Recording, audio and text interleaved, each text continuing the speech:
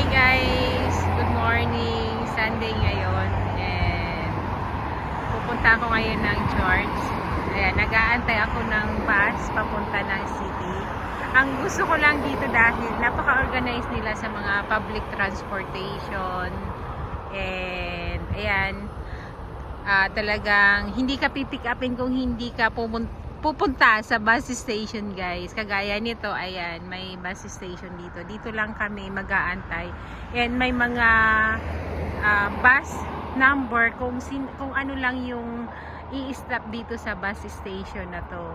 And sana yan ang maibigay sa ng Pilipinas ba na ganito ka-organize ang mga public transportation nila para less na rin yung aksidente, less lahat yung traffic. Kasi sa Pilipinas, 'di ba? Base sa experience ko nung nagtatrabaho pa ako diyan sa Pilipinas, kung saan ka lang magpara, yun lang din, doon ka rin naman mag-ano, 'di ba? Doon ka isasakay ng jeep. Sana sa Pilipinas organize din nila ang ganitong sitwasyon. Hindi sila talaga hihinto kung wala ka sa bus stop. So, nag-aantay ako ng 121 para sa papuntang city. And ayan guys, sa loob ng train. Hindi na ako nakapag-vlog papasok na dito sa metro station. Nakalitaan ko. Tapos, ayan, ang ganda rin dito. Ayan, kaibigan ko. Yan yung invite sa akin dito na pupunta. Palabas na kami na yan yung invite. Papunta na kami na church ito. Diba ang linis ng metro station nila dito. At saka napaka-organized nila talaga. And paakit na kami sa hagdan. Palabas na kami. Ito na yung papuntang church. O diba napakalinis dito. And talagang napakadisiplina ng mga tao. Ayan, ang ganda.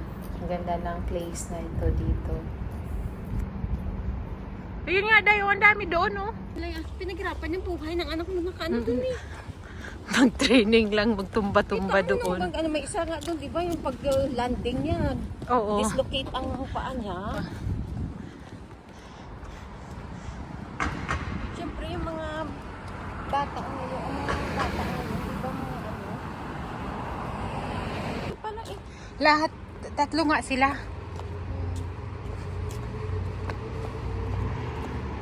Pero para sa akin, dapat yung girl, yun ang mas medyo para tanggapin ako ng nanay mo. Kahit na although nagkamali ang nanay at nanay pa rin yun. Kasi nga, alam mo naman ang mga nanay. Ayan guys, andito na kami sa church. Ito yung Catholic church talaga dito lang.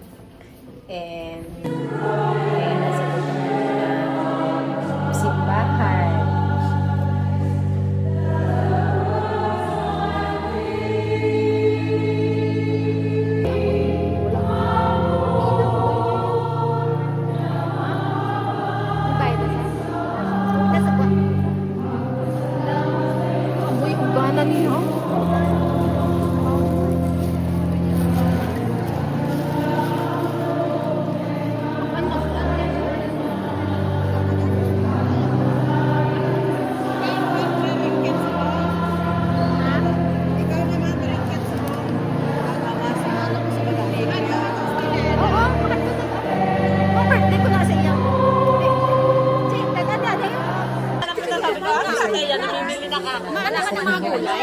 Kaibigan ko yan, mga old friends ko yan dito sa dito. And ayan, maraming mga nagtitinda dito mga Filipino food guys.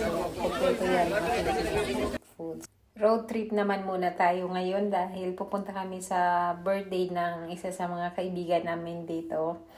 And ayan, ito na muna i-share ko sa inyo ang road trip kasi maganda yung daanan dito eh. Maganda yung view. Ayan guys.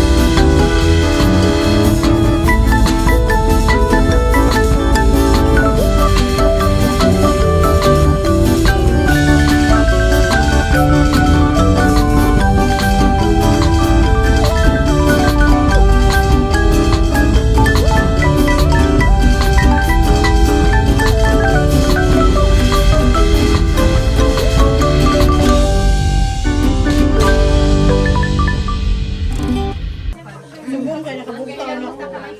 Ano lang siya. Why sa nagasarabat? Kaya nagaturog ako sa gisinap tinawag. Lagong dalhin ng kamay ko ah.